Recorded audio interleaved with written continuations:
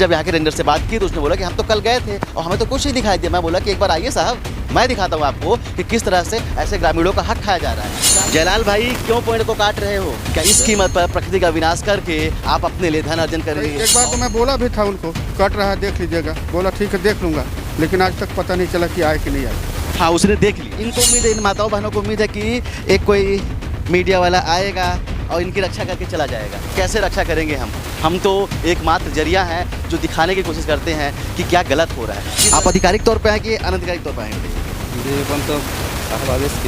अब यूनिफॉर्म पे नहीं है। ऐसे साहबों को ना चौक में खड़ा करना चाहिए। वो घर में जाके छट्टी भर ही बनाते हैं बिना छुट्टी लिए हुए, और यहाँ पर आके बताते हैं कि इनको भेज दिया गया। अब बताइए मैं इनसे क्या बात करूँ? अभी छोटे अधिकारी यूनिफॉर्म पे नहीं है तो मैं क्या बात करूँ? जब हम दूर पर जाके वहाँ के गुंडों से लड़ सकते हैं तो हम इस गाँव को बचाने की कोशिश पूरी तरह से करेंगे। और ऐसे जंगलों को देखते हैं कि ऐसे अधिकारी कब तक खाते हैं। बोल दिए कि हम तो देख के आए थे और कल कुछ कार्रवाई, वहाँ तो कुछ भी नहीं हुआ है। तो एक बार आके फाड़ के आपको दिखाएंगे कि आप देख लीजिए क्या क्या हुआ है।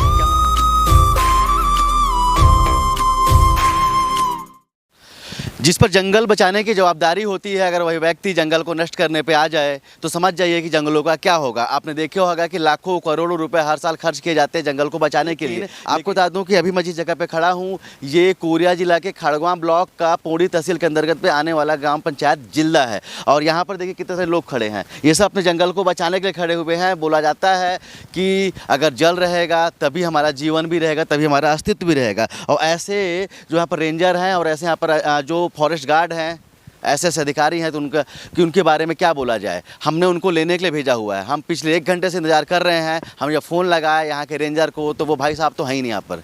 और ग्रामीण जो बता रहे हैं कि वो यहाँ पर रहते भी नहीं है। सोचिए, जिसकी ड्यूटी यहाँ पर है वो रहता ही नहीं भाई। इसके बाद में जो नीचे के जो सिपाही हैं वो घर में बैठे हुए हैं मोबाइल नंबर बंद करके। यहाँ की जो रेंजर मैडम है जो खड़गवां पर रहती है, उनका नंबर लगता ही नहीं है और वो फ़ोन ही नहीं उठाती हैं। अब समझिए, ऐसे जवाबदार अधिकारी हैं और ये हमारे देश को बचाएंगे क्या? ये हमारे जंगल को बचाएंगे क्या? और ये सोचिए, इतने सारे लोग परेशान हैं। आपको देखिए यहाँ पर एक लाइन से इतने पूरे घर बन चुके हैं रोड के अंदर पे। ये रोड पे बने हुए हैं। आप जितना पीछे जाते जाएंगे आपको पूरे रोड पे घर दिखते जाएंगे। आप पीछे भी देख लीजिए, और पीछे भी यहाँ पर पूरी तरह से जंगलों को कब्जा किया जा रहा है। और इसके बाद पे आप सोचिए कि जब हम ऐसे रेंजरों को कॉल करते हैं और हम ऐसे अधिकारियों को फ़ोन करते हैं तो वो आते नहीं हैं। वो आते इसलिए नहीं है क्योंकि यहाँ पर वो दलाली करते हैं, यहाँ पर आके पैसा खाते हैं और जानते हैं कि सुन सर यहाँ पर खड़ा तो सवाल तो पूछेगा कि तुमको नहीं दिखता है क्या? जब यहाँ पर इस तरह से जंगल को कब्जा किया जा रहा है तो तुमको दिखाई नहीं देता है क्या? जब मैंने उनसे पूछा तो बोले हम तो कल गए थे साहब। मैंने जब यहाँ के रेंजर से बात की तो उसने बोला कि हम तो कल गए थे और हमें तो कुछ नहीं दिखाई दिया। मैं बोला कि एक बार आइए साहब, मैं दिखाता हूँ आपको कि किस तरह से ऐसे ग्रामीणों का हक खाया जा रहा है। क्या ये ग्रामीण नहीं है क्या? क्या ये लोग नहीं है क्या गांव के? क्या ये नहीं चाहते कि ये भी कब्जा कर लें? लेकिन ये चाहते हैं कि हम जंगल को बचा लें। ये चाहते हैं कि जंगल रहेगा तो हमारा अस्तित्व रहेगा। बोला जाता है कि जल जंगल जमीन पर आदिवासियों को कब्जा होता है और उन्हीं आदिवासियों को बरगला कर यहाँ के जो रेंजर हैं वो पैसा लेते हैं। और बोला जाता है और वो कहते हैं यहाँ के जो अधिकारी हैं कि आप हमको 10,000 दो, आप हमको 15,000 दो, हम आपका पट्टा बना देंगे, हम आपको यहाँ पर रहने की जगह दे देंगे। और अब समझिए कहीं ना कहीं वो ऐसा करते हैं। अगर ऐसा नहीं करते तो इस तरह के बड़े बड़े घर नहीं बन जाते। पूरा अवैध घर बने हुए हैं जितने भी घर यहाँ पर है। और अंदर आपको ले चलूँगा, वहाँ पे आपको दिखाऊंगा कि किस तरह से वहाँ पर पूरे जंगलों को काट लिया गया है और उसी जंगल को बचाने के लिए ये पूरे लोग खड़े हैं। हाँ, किस तरह से भैया यहाँ पर जो काटा जा रहा है, क्या बोलना चाहते हैं उसको बताइए आप। इस जंगल को विरोध करने आए? इस जंगल को बचाने के लिए हम लोग विरोध करने आए हैं, है ना। किसी तरह से जंगल बच जाए। सिपाही कभी नहीं आते हैं यहाँ, और उनको कहने पर भी नहीं आते हैं देखने। कहने पर कैसे आएंगे? हम तो आपको बता रहे हैं कि हम यहाँ पर पिछले 1 घंटे से खड़े हैं, फ़ोन लगा रहे हैं और फ़ोन के बाद में भी हमारे हैं और मुश्किल से मुश्किल यहाँ से महज 3 से 4 किलोमीटर दूरी पे इनका कार्यालय है। समझिए, वो नहीं पहुँच पा रहे हैं। जिस तरह से जंगलों का नाश किया जा रहा है, विनाश किया जा रहा है, क्या लगता है कैसी भूमिका है यहाँ पर इनकी? जो फॉरेस्ट गार्ड होते हैं, जो रेंजर होते हैं। रेंजर लोगों को बुलाने से यहाँ आते नहीं है। रेंजर को तो पूरा अधिकार होता है कि यहाँ पर का जंगल को बचाए, लेकिन वो जंगल में आके कभी घुस के देखता नहीं है कि जंगल कहाँ पर कट रहा है। अब सोचिए, ये जो माताएं हैं, अब इनकी उम्र को देख लीजिए, ये कितनी बुजुर्ग हैं। आप इनको देख लीजिए, ये कितनी बुजुर्ग हैं। अब देखिए ये कितनी बुजुर्ग हैं। अगर ये चाहते तो ये भी यहाँ पर बैठ सकते थे और यहाँ पर आज नहीं 50 साल पहले से घर को बना सकते थे, उसमें बैठ सकते थे। लेकिन ये चाहते हैं कि जंगल को बचाया जाए। क्या सोचता है दादी, जंगल बचे चाहिए कि नहीं बचे चाहिए? बाँस ही कैसे नहीं बचा? बचाइए है ना, हो लड़े है ना। हो सोचिए, अब ये सब लोग हैं, ग्रामीण है, पत्ता बीनने जाते हैं, पान और कहीं ना कहीं मुखारी और पत्ते का जुगाड़ वहाँ से करते हैं और अपनी जीविका चलाते हैं। उनकी जीविका तक को खाने का प्रयास यहाँ का वन विभाग कर रहा है। अब समझिए क्यों ना वन विभाग को दोषी ठहराया जाए। और चलिए हम आपको अंदर भी ले जाते हैं, दिखाते हैं कि किस तरह से जंगल का सत्यानाश किया गया यहाँ पे।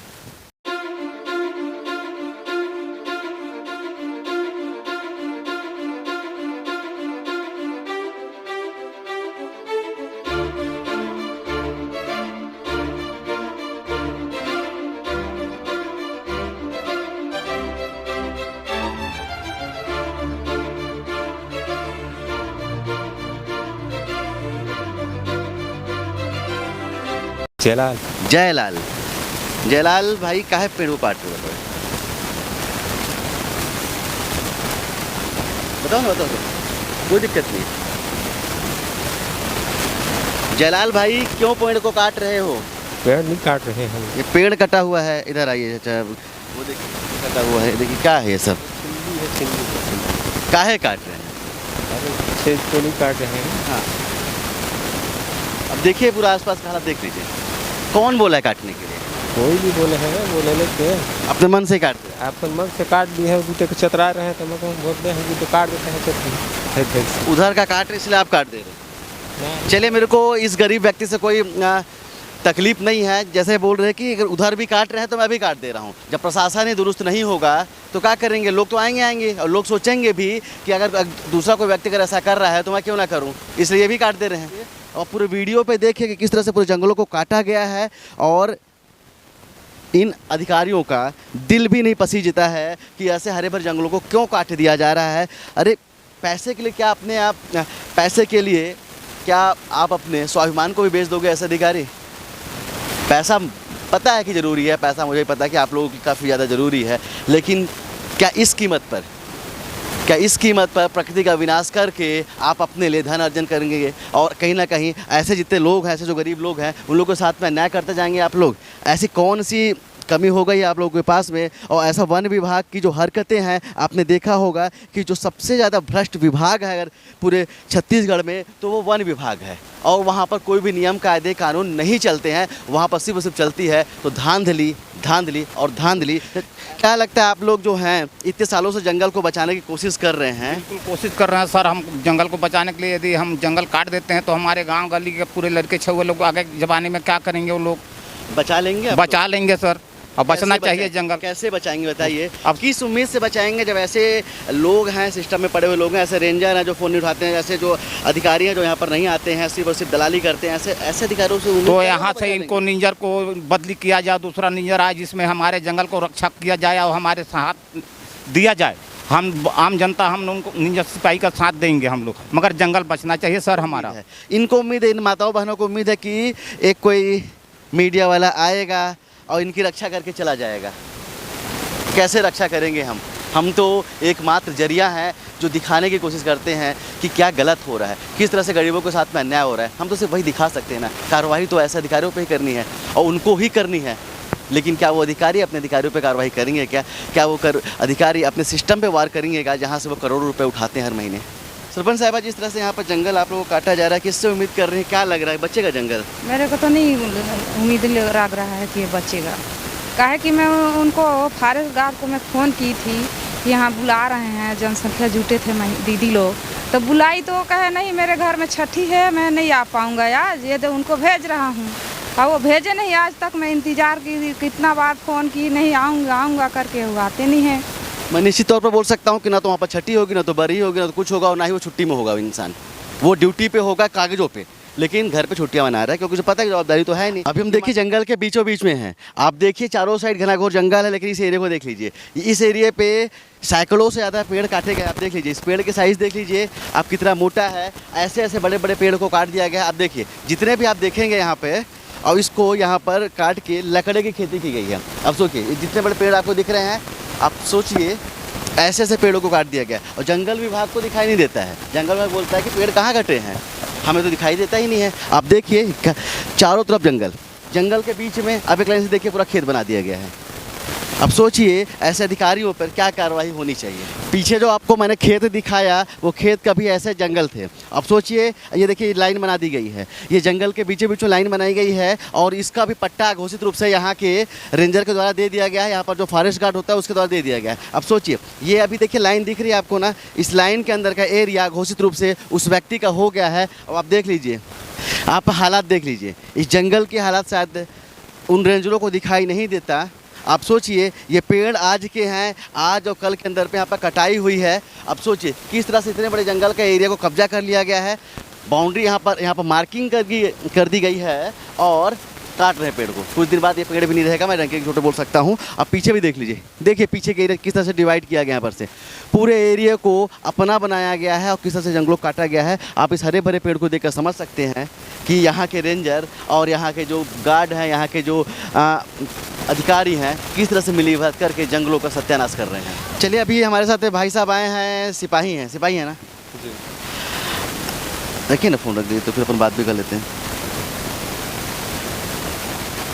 आप आधिकारिक तौर पे हैं कि अनधिकारिक तौर पे आए हैं बताइए। जी अपन तो साहब आदेश किए अपने को। अब यूनिफॉर्म पे नहीं है जी, आधिकारिक तो नहीं है। फिर से इतना जंगल को काटा जा रहा है, आपसे मैं क्या बात करूँ, किस लेवल तक की बात कर सकता हूँ आपसे बताइए। कार्रवाई कर पाएंगे? कार्रवाई सिपाही काम है करना। आप कार्रवाई कर पाओगे यहाँ पर? अब मैं स्वयं तो भैया चार्ज में नहीं हूँ तो नहीं कर सकता। तो आप जब चार्ज में नहीं तो फिर कैसे आएंगे बताइए, आपसे क्या बात होगी? साहब बोले मेरे को कि चले जाना करके। ऐसे साहबों को ना चौक में खड़ा करना चाहिए। एक चीज़ बता रहा हूँ, ऐसे अधिकारियों की वर्दी पहनने का अधिकार नहीं है जो इस तरह का जंगल बर्बाद करते हैं। उन्होंने इनको भेजा है, जब ये इस फील्ड के हैं ही नहीं, जब यहाँ पर ये देख ही नहीं पाएंगे तो इनसे मैं क्या बात करूँ। पिछले 1.5 घंटे से हम यहाँ पर इंतजार कर रहे हैं और वो बोल रहे हैं कि हमारे हैं। वो घर में जाके छट्टी बरही बनाते हैं बिना छुट्टी लिए हुए और यहाँ पर आके बताते हैं कि इनको भेज दिया गया। अब बताइए इनसे क्या बात करूँ। अभी छोटे अधिकारी इनसे क्या बात क्या कर सकते होते, जब यहाँ पर देखने के लायक नहीं है, यूनिफॉर्म पे नहीं है, तो मैं क्या बात करूँ।